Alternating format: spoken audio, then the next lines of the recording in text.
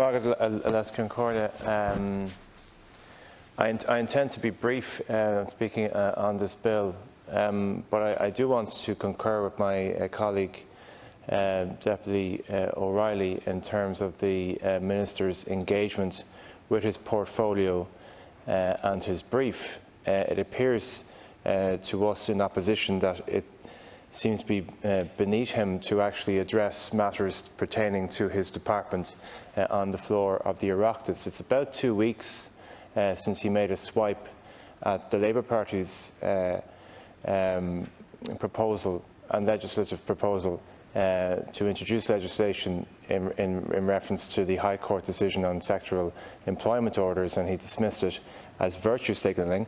And I've been waiting for an opportunity on the floor of this House to take him to task for that remark. We've had, I think, 2 sessions of private members' business on the broad theme of employment rights from the Social Democrats, and indeed a motion on the Debenhams workers from Solidarity People Before Profit. We've also had the credit bill as well, and on all those contributions I'm still waiting for an opportunity to engage with the Senior Minister. And the issue that I have with that is that there are themes that myself and other political parties in this stall are going to want to return to when it comes to the broad issue of the economy, employment rights and company legislation. And if the Senior Minister is not here for at least part of those debates, well then he's not going to hear those messages and not going to be influenced by them. And that is not in any way a reflection on the entire team within his department, and I respect Minister Troy hugely. But at the same time, it does undermine what we're trying to achieve when the Senior Minister doesn't seem to be minded to address issues that are being raised in this House to him.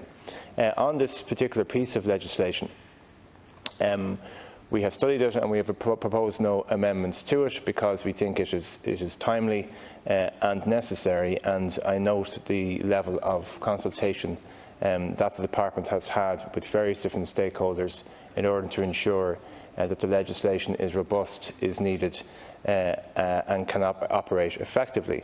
I would make this point, though, in relation to how the economy and business is going to change, and in terms of remote working or online meetings, etc. There is an assumption growing that the manner in which businesses operated remotely, or how meetings took place remotely over the course of the pandemic, is 100% a positive thing.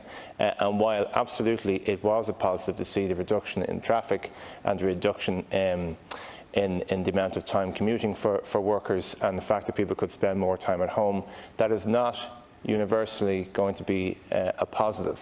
In fact, in some circumstances. Sorry. Would you show a little respect? Just would you show a little respect for the speaker? Sorry. Yeah. Sorry. I beg your pardon, Deputy Ríordáin. Continue. Sorry. Continue. Yeah. The point I was making was in relation to remote work and to the fact that there is an assumption that it is in all circumstances a positive. But if a company in future or decides that a worker can in all circumstances work remotely and connect remotely to the workplace, that is something that needs to be heavily regulated by government and by legislation. There may be a situation, obviously, in an overcrowded housing situation, or a young worker, or somebody who doesn't have access necessarily to the appropriate materials or IT equipment, can't or maybe be uncomfortable in connecting in that way. So we need to have strong regulation and strong oversight of that whole area, Minister, because, as you know, the market has no conscience, and therefore when dealing with companies and how they're going to operate themselves, it needs to be heavily regulated in terms of how they're going to interact if the workplace is going to be radically different in the future than what it is what it is today. So, having said that, we do appreciate the motivation behind the legislation, but as others have said, as Deputy O'Reilly has said, we do hope that other areas of company law and oversight and employment legislation will be dealt with as speedily. We are still waiting for the response from government to the Duffy-Cahill report in relation to issues surrounding Cleary's, Debenhams, HMV, which were speaking recently on private members' business. It is this sort of speed that makes the public realise what is the priority of government.